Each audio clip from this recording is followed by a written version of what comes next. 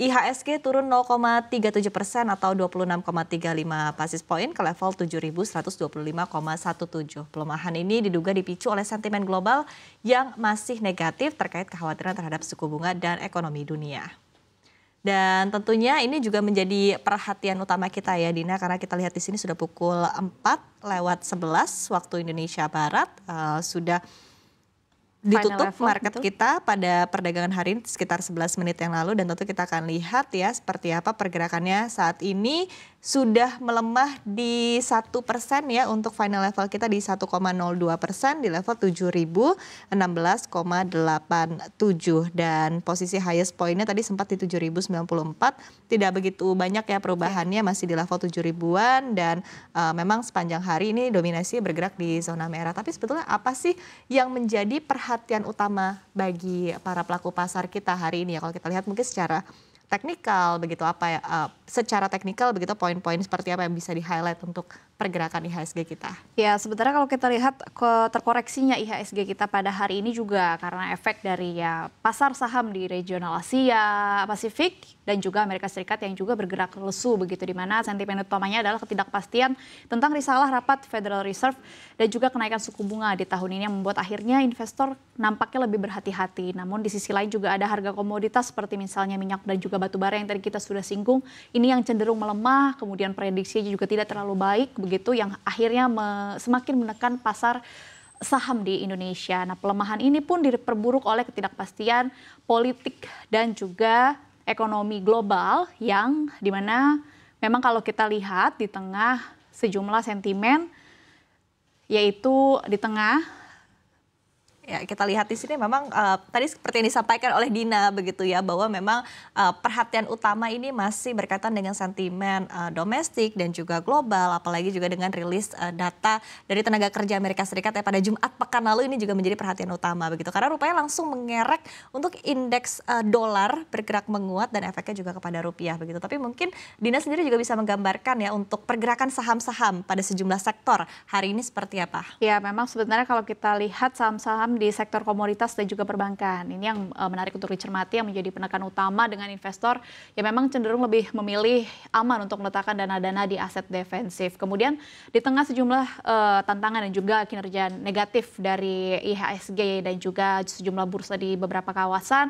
meskipun memang kalau kita lihat secara konsolidasi IHSG ini terkoreksi, namun pada hari ini ada 3 emiten yang melantai di Bursa Efek Indonesia yang juga mencuri perhatian para investor, di mana yang pertama adalah kita lihat PT Delta Giriwira Mitra Tbk atau dengan kode emiten DGWG yang mengalami kenaikan tajam di hari pertama perdagangannya, yaitu di hari ini, di mana saham DGWG ini dibuka di level Rp230 dan juga langsung melesat sekitar 20% lebih, tapi memang tidak auto rejection atas begitu ya. Kita lihat di emiten yang kedua yang juga melantai di Bursa Efek, yaitu PT Brigit Bio Farma Tbk dengan kode obat yang membuka perdagangan perdananya di Bursa Efek Indonesia pada hari ini dengan menguat, di mana saham obat sendiri dibuka di level Rp350 dan langsung naik hampir ke level 25% ke level Rp430-an per lembar, artinya hampir arah. Selanjutnya yang terakhir ini yang paling menyita perhatian para investor, yaitu PT Cahaya bersama Digital Kreasi Tbk atau CBDK yang memulai debutnya di Bursa Efek Indonesia dengan mencapai auto rejection atas langsung begitu dibuka pasar langsung arah, di mana perusahaan ini memang terafiliasi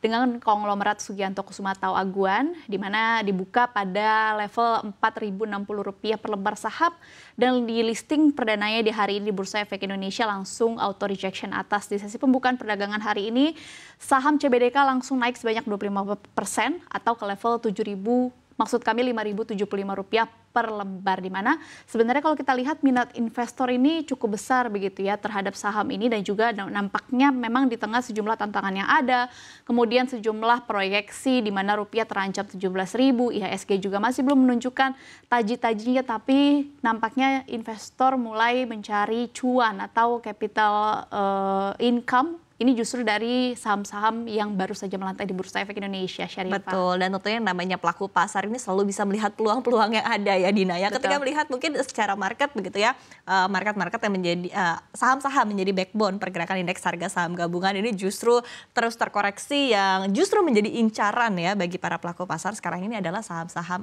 IPO ya, terlihat dari performance yang seperti digambarkan oleh Dina. Dan memang balik lagi begitu ya, para pelaku pasar sekarang masih cenderung mencermati mengamati kira-kira seperti apa langkah dari Bank Sentral Amerika Serikat ataupun juga The Fed begitu di akhir Januari ini dan tentunya di sepanjang tahun 2025. Dengan yang terbaru tadi sempat kita singgung ya berkali-kali ini berkaitan dengan data dari non-farm payroll Amerika Serikat yang jauh di atas ekspektasi menunjukkan bahwa di satu sisi perekonomian Amerika Serikat ini masih cukup kuat, masih sangat kuat. Bahkan ada kekhawatiran inflasi juga masih belum bisa di-tame oleh The Fed begitu ya, sehingga ada kemungkinan juga bahwa mungkin The Fed tidak akan memangkas suku bunganya atau mungkin kalaupun dipangkas ini akan sangat sedikit begitu compare apa yang sudah diperkirakan oleh para pelaku pasar sebelumnya begitu, sehingga menjadi direspon juga oleh para pelaku pasar dan terlihat juga begitu dari pergerakan yield US Treasury yang juga naik signifikan dan bahkan juga dengan posisi dolar Amerika Serikat juga terus menguat begitu dan efeknya adalah kepada rupiah. Nah, pandangannya berkaitan dengan performance rupiah sejauh ini seperti apa, Dina? Ya, mari kita lihat juga dulu posisi rupiah terakhir begitu ya pada sore hari ini, di mana di rupiah perdagangan hari ini juga tampak mengalami gempuran yang cukup serius begitu, khususnya yaitu tadi setelah data ketenaga kerjaan dari Amerika Serikat pada Jumat lalu yang nampak mengalami kenaikan dibandingkan dengan konsensus, di mana kuatnya data tenaga kerja di Amerika Serikat ini memberikan bukti bahwa DXY berpotensi masih akan terus melesat dan tekanan terhadap rupiah berpotensi akan terus terjadi begitu selama indeks DXY ini terus terjadi dan belum ada tanda-tanda mengalami pelemahan. Kemudian selain itu pelaku pasar juga sedang menunggu perihal suku bunga acuan dari Bank Indonesia sendiri yang akan dirilis pada Rabu 15 Januari mendatang, di mana kabar ini sangat dinantikan juga oleh pelaku pasar karena menantikan kebijakan suku bunga BI di tengah rupiah yang terus melemah terhadap dolar Amerika Serikat. Kemudian di tengah ketidakpastian politik dan juga geopolitik global, ditambah lagi ini pada hari ini sudah tanggal 13 Januari kurang lebih satu pekan menuju inaugurasi Presiden terpilih Amerika Serikat Donald Trump. Kita tahu kalau kita review berkaca dari pemerintahan yang lalu, memang pemerintahan Donald Trump ini akan menimbulkan inflasi-inflasi yang tinggi di Amerika Serikat begitu. Keputusan-keputusan dengan ancamannya yang lebih proteksionis terhadap Amerika Serikat yang juga mengancam perdagangan internasional, yang juga mengancam terhadap performance rupiah kita. Iya, betul. Syarifah. Betul. Di tanggal 20 Januari mendatang begitu ya. Tadi seperti Dina sampaikan kurang lebih sepekan lagi ya tentunya. Dan ini juga menjadi wait and see bagi para pelaku pasar karena berkaitan dengan kebijakan-kebijakan seperti apa yang nanti akan diambil atau akan dirumuskan oleh Presiden Amerika Serikat ke depannya Donald Trump begitu. Nah, tapi berbicara berkaitan dengan kondisi market saat ini ya, mungkin wait and see memang masih cukup tinggi begitu. Tapi di sisi lain, kalau untuk investor-investor dengan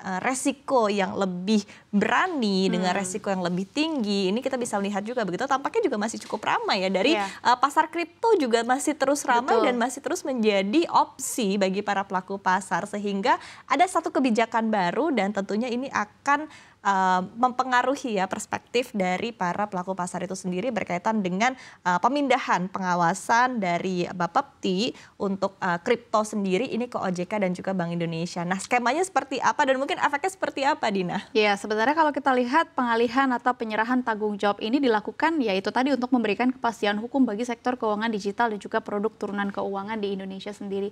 Betul seperti yang Syarifah katakan bahwa memang nampaknya instrumen kripto dan juga instrumen-instrumen yang lebih berisiko ini juga masih menarik perhatian bagi para investor. Buktinya memang IHSG kita ini terkoreksi juga salah satunya adalah ada sebagian investor yang beralih ke instrumen-instrumen yang memang lebih berisiko. Nah, kalau kita lihat dari keputusan terbaru ini yaitu pengalihan tugas ini adalah sesuai dengan UU PSK Peraturan Pemerintah Nomor 49 Tahun 2024 dan peralihan secara penuh diharapkan ini selesai pada 24 bulan sejak pengundangan undang-undang tersebut, di mana kalau kita lihat Ketua Dewan Komisioner OJK Mahendra Siregar ini menyatakan bahwa peralihan ini adalah untuk menjaga stabilitas dari sistem keuangan dan juga meningkatkan kepercayaan masyarakat itu sendiri. Karena pasar kripto domestik kita sangatlah diminati oleh para investor.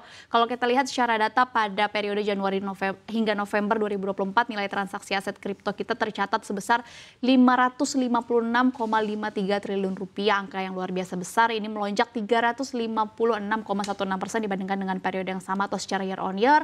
Pelanggan aset kripto juga secara perorangan terdaftar sejak Februari 2021 hingga November 2024 tercatat sangat tinggi jumlahnya yaitu 22,11 juta pelanggan. Nah, dengan beralihnya pengawasan kripto dari Bapepti ke OJK dan Bank Indonesia, diharapkan pasar keuangan kita juga akan lebih stabil dan juga lebih terstruktur, kepercayaannya lebih meningkat, dan langkah ini juga dilihat akan membuka peluang untuk memperkuat pasar keuangan digital dan juga meminimalisir potensi gejolak yang bisa terjadi di pasar kripto yang sangat terpengaruh terhadap kondisi dan juga sentimen yang dari global, Syarifah. Volatilitasnya begitu tinggi ya di kripto, tapi rupanya peminatnya masih ada terus begitu, masih cukup banyak, dan bahkan ketika kita melihat mungkin dalam 1 tahun terakhir juga pergerakan dari kripto ini cukup signifikan ya. Kita lihat salah satunya Bitcoin juga sudah melesat dalam 1 tahun terakhir ini bahkan hingga 128% Dina. Jadi memang sekali lagi ini sangat penting ya pengawasan untuk pasar kripto ke depannya, dan memang sudah ada kebijakan-kebijakan yang diambil oleh para regulator kita tentunya, dan ini untuk mengawasi para investor ya. Dan tentu sekali lagi yang perlu kita awasi dan kita amati ke depannya adalah seperti apa pergerakan pasar keuangan domestik kita, karena sekali lagi challenge-nya masih cukup banyak dan masih akan berlangsung juga di sepanjang tahun 2025 ini. Tapi balik lagi masih begitu banyak peluang yang bisa diambil oleh para pelaku pasar begitu, dengan mencermati berbagai dinamika yang ada. Rebalancing juga bisa terus dilakukan untuk bisa mengambil ataupun juga meraup cuan ya tentunya dari market kita tentunya.